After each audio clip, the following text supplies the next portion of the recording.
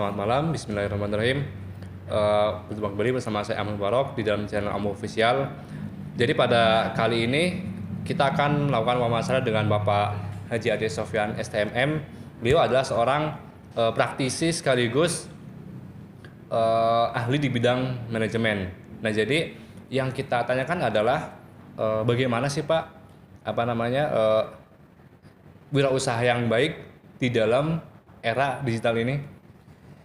Baik, terima kasih Pak Manbarok. Jadi kami mengamati bahwa kondisi saat ini kaum milenial itu paling tidak harus memahami dengan potensi yang ada di era revolusi industri 4.0. Karena sekarang persaingan cukup kuat, persaingan cukup tinggi, jadi diharapkan mereka harus memiliki potensi keunggulan apa yang kemudian bisa dijadikan sebagai added value dia, nilai tambah dia untuk bisa memenangkan persaingan. Salah satu yang paling memiliki peluang yang cukup besar adalah berada dengan potensi IT yang harus dia mumpuni. Kenyataan yang ada di era revolusi industri 4.0 adalah digitalisasi harus mereka kuasai penuh. Karena apa? Persaingan yang sangat ketat dengan banyak hal yang bisa memberikan tantangan-tantangan yang ada, IT biasanya akan memiliki peluang yang sangat diminati oleh seluruh potensi yang ada. Saya melihat dan mengamati akhir-akhir ini bahwa kenyataan yang ada, mereka yang memiliki basic IT sangat mudah dia bisa diterima di beberapa perusahaan yang dia inginkan, ataupun ketika dia minatnya ingin membangun kemandirian, misalnya ingin mengembangkan konsultan IT, ini akan menjadi peluang sangat besar. Jadi sangat saya respon sekali bahwa teman-teman IT harus profesional, memiliki keahlian yang cukup, memiliki penguasaan ilmu IT yang sangat kuat, sehingga ketika nanti dia lulus dan bisa berada di lingkungan masyarakat, peluang-peluangnya cukup besar.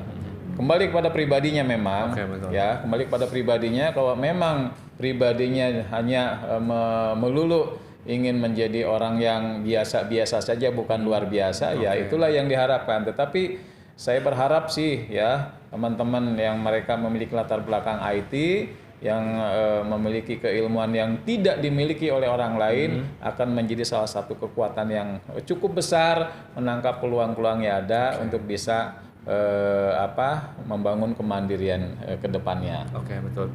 Nah, jadi untuk lulusan IT nih Pak, selain bekerja di perusahaan mungkin atau di instansi, nah itu kira-kira bisa nggak kita membuka usaha sendiri gitu kan, atau membuka lapangan kerjaan? Oh, sangat mungkin Pak, peluangnya luar biasa.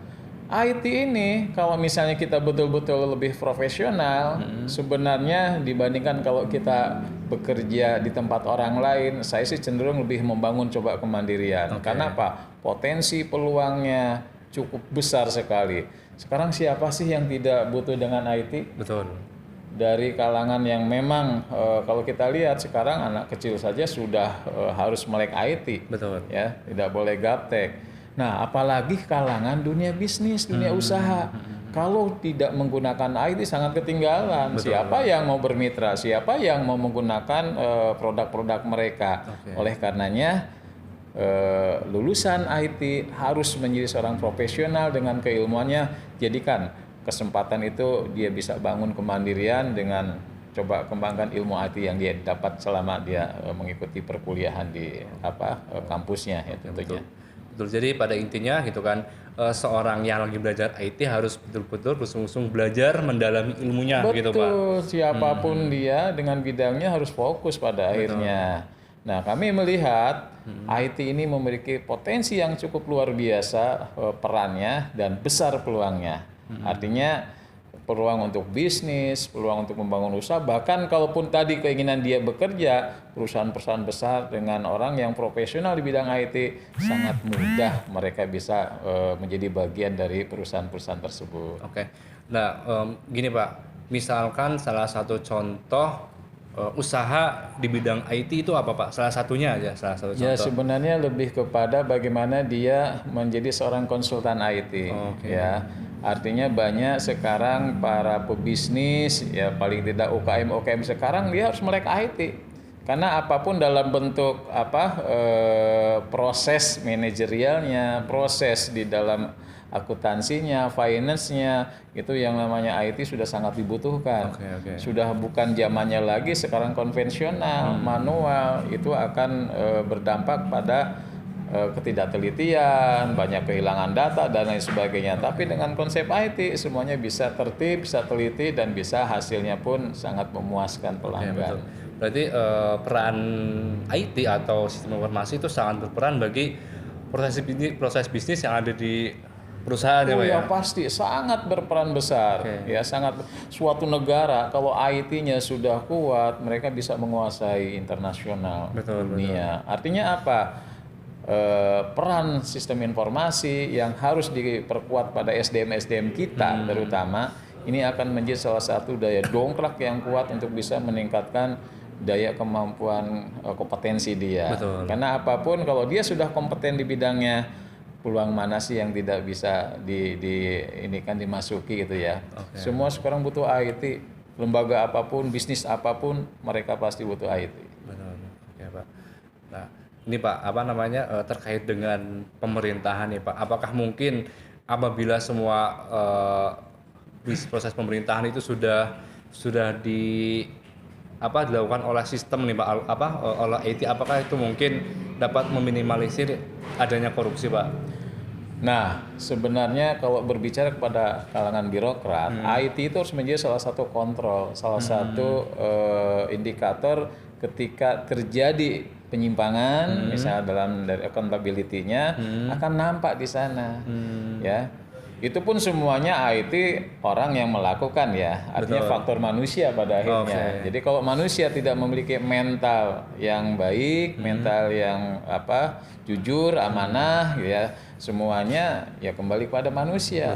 Sehebat apapun IT yang dijalankan, yang dikelola profesional, kembali kepada faktor manusia. Manusianya niatnya tidak benar ya semuanya akan bisa tidak benarkan pada akhirnya. Makanya harus menjadi salah satu bagian IT itu bisa menjadi alat untuk bisa mengawasi, mengontrol bagaimana kinerja satu perusahaan, satu lembaga ataupun kepemerintahan sekaligus bisa lebih optimal nanti. Berarti bisa dijadikan sebagai kontrol internal ya Pak? Betul, karena apapun ketika sudah ada kontrol internal ya mereka akan merasa kerja baik, kerja profesional, performance-nya bisa lebih meningkat pada akhirnya.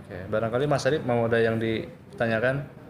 Sekarang kan udah mulai memasuki era revolusi industri 4.0 ya. Iya. Di mana semua digitalisasi dan kemungkinan besar langkah pertama yang harus diambil seorang wirausahawan nih, tapi dengan memanfaatkan digitalisasi itu seperti apa Pak? Gini.